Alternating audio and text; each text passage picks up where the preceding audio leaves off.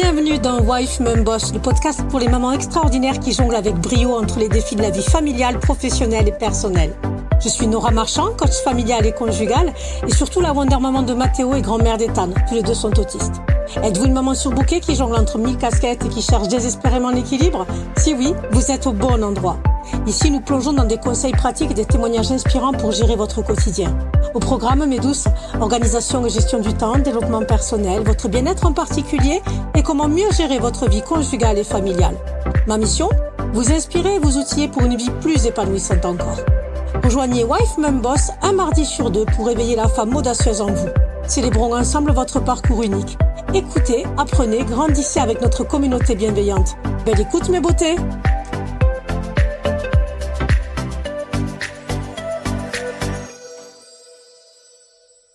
Bienvenue dans l'épisode 7 de notre série dédiée aux super héroïnes du quotidien, nous, les mamans d'enfants atypiques. Aujourd'hui, nous plongeons dans un sujet qui touche le cœur de notre réalité. Comment sortir du monde automatique? Pour vous qui jonglez entre rendez-vous, besoins spécifiques de vos enfants et obligations quotidiennes, il est temps de redécouvrir votre essence et de rallumer vos passions éteintes. Cet épisode est votre feu vert pour vous remettre au centre de votre vie. Commençons par le commencement. Avant de pouvoir changer de cap, il est essentiel de reconnaître où nous sommes, en identifiant et en acceptant nos émotions. Le témoignage de Sarah nous exprime clairement ce qu'est qu'identifier et accepter les émotions. Elle nous raconte le jour où elle s'est effondrée dans sa voiture après avoir déposé son fils Léo à une séance de thérapie. Épuisée, elle a réalisé qu'elle ne se permettait jamais de ressentir pleinement sa fatigue, sa frustration ou même sa tristesse face aux défis du quotidien. Elle se sentait coupable à chaque fois qu'une émotion négative surgissait, craignant que cela fasse d'elle une mauvaise mère. Un soir, lors d'un groupe de soutien, elle a partagé ses sentiments. À sa surprise, elle a découvert qu'elle n'était pas la seule.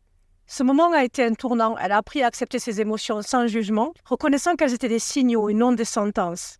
Elle a commencé à s'accorder des moments de répit, apprenant que prendre soin de soi n'était pas un acte d'égoïsme, mais une nécessité pour continuer à être là pour Léo.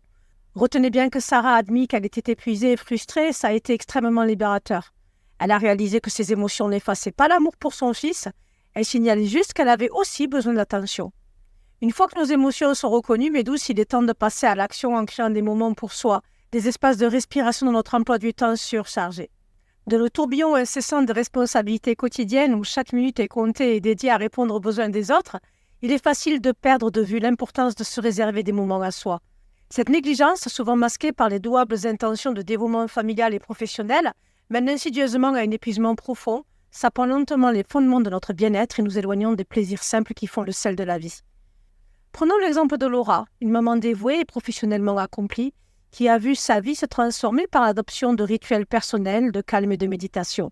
Avant ce changement, Laura était constamment surmenée. Ses journées étaient rythmées par les besoins de son enfant atypique, son travail exigeant et les multiples tâches domestiques. Le soir venu, elle s'effondrait, vidée de toute énergie sans avoir pris un seul instant pour elle-même. La joie semblait avoir déserté son quotidien, laissant place à une lassitude perpétuelle. La révélation est venue lorsqu'elle a assisté à un atelier sur le bien-être et la gestion du stress. Je l'ai alors encouragée à intégrer de courts moments de méditation dans sa routine matinale. Elle a d'abord été sceptique quant à la possibilité de trouver un temps pour ça. Cependant, déterminée à briser le cycle de l'épuisement, elle a commencé à se lever juste 15 minutes plus tôt chaque matin. Ces précieuses minutes dédiées uniquement à son bien-être sont devenues aujourd'hui un sanctuaire de paix et de réflexion personnelle. Cette pratique, initialement perçue comme un défi insurmontable dans son emploi du temps chargé, s'est révélée être un puissant levier de transformation. La méditation matinale a non seulement permis à Laura de commencer ses journées avec une sérénité renouvelée, mais elle a aussi réintroduit la joie et la gratitude dans sa vie. Ces instants de calme, loin d'être du temps perdu, ont décuplé sa capacité à être présente, patiente et réceptive aux besoins de sa famille, tout en cultivant un instant pour se reconnecter à ses propres désirs et aspirations. Laura partage aujourd'hui avec ferveur son expérience, soulignant combien ces moments sacrés de méditation ont élargi sa perspective et enrichi sa vie de manière inattendue. Elle est devenue une fervente défenseuse de l'importance de ménager des espaces de calme dans le chaos du quotidien, prouvant que le bien-être personnel est non seulement compatible avec une vie familiale et professionnelle remplie, mais qu'il en est un pilier essentiel. Ce témoignage nous rappelle que malgré les exigences incessantes de notre environnement, il est crucial de revendiquer et de chérir des moments de tranquillité pour soi. Ce faisant, nous ne faisons pas seulement un cadeau à notre âme, mais nous renforçons également notre capacité à apporter amour, présence et soutien à ce qui compte le plus pour nous. Même juste 5 minutes de méditation matinale avant que la maison ne se réveille vont transformer ta journée. Ces moments à soi, dans le calme, d'être plus présente et patiente, Tu vas apprendre que prendre soin de toi fait de toi une meilleure maman. Après avoir redécouvert l'importance cruciale de se ménager des instants de tranquillité personnelle, comme Laura nous l'a magnifiquement illustré avec ses moments de méditation matinale, nous comprenons que prendre soin de soi est le pilier sur lequel repose notre capacité à être la meilleure version de nous-mêmes, pour nous et pour nos proches. Cette pratique, simple en apparence, révèle une vérité profonde en nous accordant de la valeur. Nous enrichissons l'espace que nous partageons avec ceux que nous aimons. Cependant, reconnaître la valeur de ces moments pour soi ne suffit pas toujours à équilibrer les multiples demandes qui pèsent sur nos épaules. C'est là que le parcours de Julie devient particulièrement pertinent. En se trouvant submergée par les exigences incessantes de son entourage, Julie nous montre une facette de quête d'équilibre dans notre vie.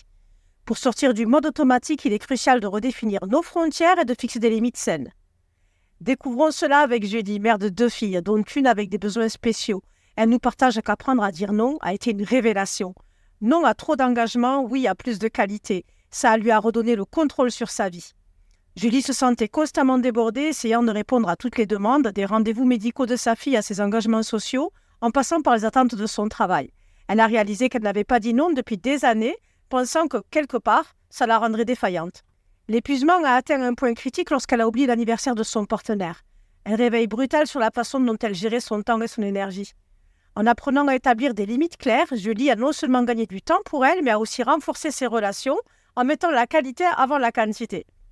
Sa prise de conscience en réalisant que dire non n'est pas un signe de faiblesse, mais un acte d'autoprotection et d'amour-propre, est une leçon vitale pour chacune d'entre nous.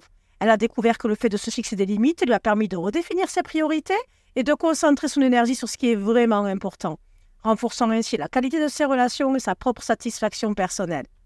La transformation de Julie nous montre que pour véritablement simplifier notre vie et être en accord avec qui nous voulons être, il est crucial de ne pas seulement trouver du temps pour soi, mais également de protéger ce temps contre les intrusions constantes du monde extérieur. En établissant des limites claires, nous nous donnons l'espace nécessaire pour respirer, réfléchir et grandir. Cependant, établir des frontières n'est qu'une partie de la solution.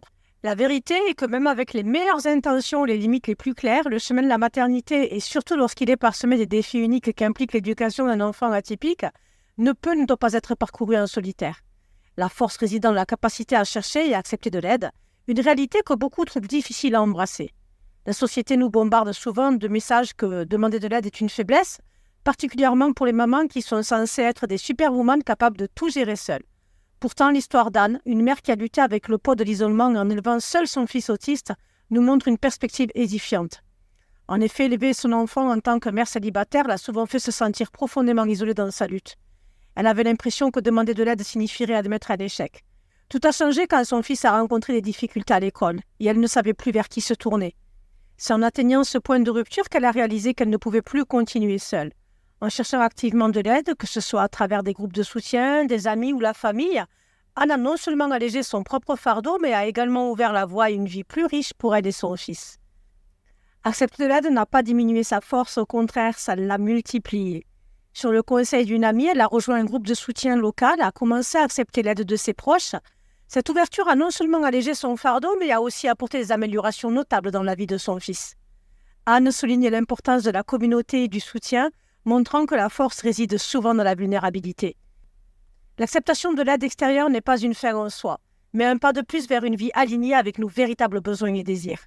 En reconnaissant que nous ne sommes pas seuls dans notre voyage, nous ouvrons notre cœur à une communauté d'aide et de soutien, renforçons ainsi notre propre résilience et notre capacité à prospérer, peu importe les défis.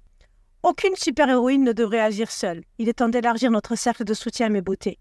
Après avoir exploré l'importance vitale de chercher et d'accepter de l'aide, nous nous rendons compte que s'entourer d'un réseau solide n'est pas seulement une question de survie, mais un tremplin vers un épanouissement personnel et familial.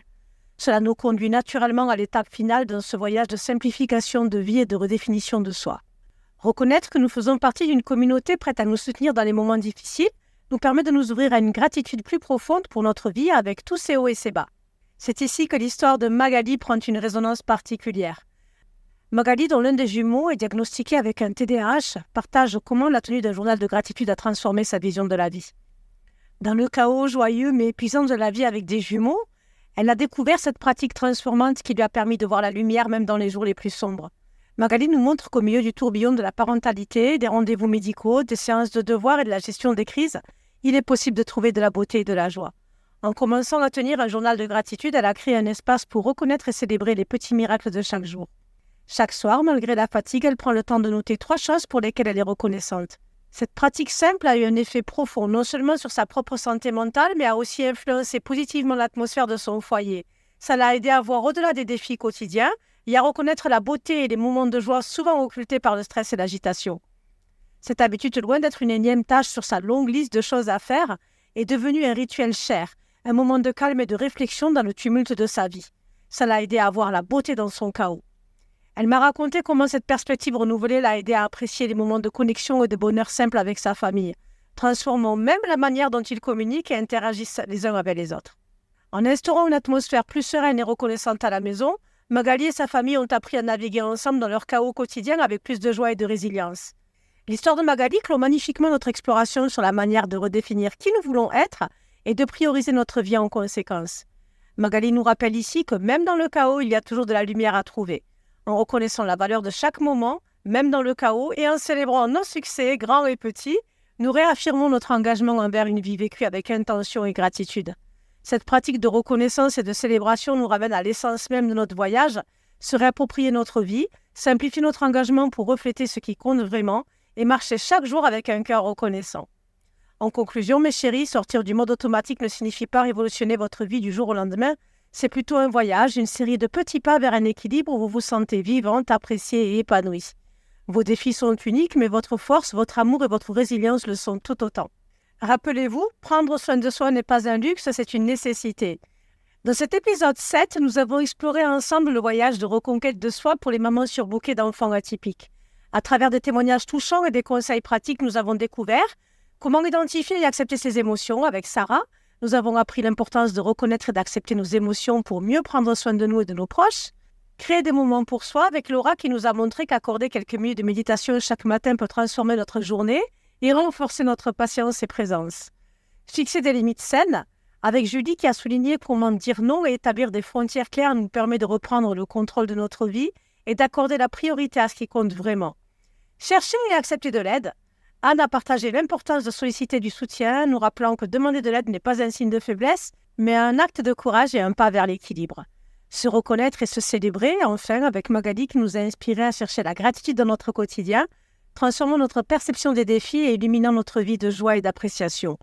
Chacune de ces étapes représente une clé pour sortir du mode automatique et pour naviguer avec grâce et force dans le défi unique qu'est la maternité d'enfants atypiques. Ensemble, elles forment un chemin vers une vie où l'épanouissement personnel et la joie ne sont pas seulement possibles, mais essentiels. Merci d'avoir partagé ce voyage avec nous aujourd'hui. Que chaque pas que vous entreprenez sur ce chemin vous rapproche de la lumière et de l'amour que vous méritez, mes beautés. Cet épisode se veut un hommage à votre parcours, un rappel que malgré les tempêtes, vous méritez de briller. Nous espérons que ces témoignages et conseils vous inspireront et vous encourageront sur votre chemin vers une vie plus équilibrée et joyeuse. À tout vite, mes beautés, sur Wife Mum Boss, la suite.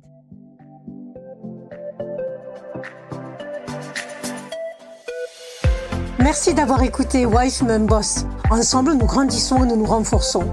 Laissez un commentaire pour me donner votre avis et les sujets que vous aimeriez que j'aborde prochainement. Et si ce podcast a résonné avec vous, n'hésitez pas à le partager généreusement avec d'autres mamans extraordinaires. Comme vous, elles méritent de reconnaître et de célébrer la femme incroyable qu'elles sont. Votre partage est un cadeau de soutien et de solidarité. Abonnez-vous pour ne pas manquer les prochains épisodes et rappelez-vous, vous êtes bien plus qu'une maman. Vous êtes une femme puissante et inspirante. À tout bientôt pour un nouvel épisode de Wife Mum Boss. Prenez bien soin de vous, mes beautés, et souvenez-vous toujours, vous êtes extraordinaire dans chaque rôle que vous jouez.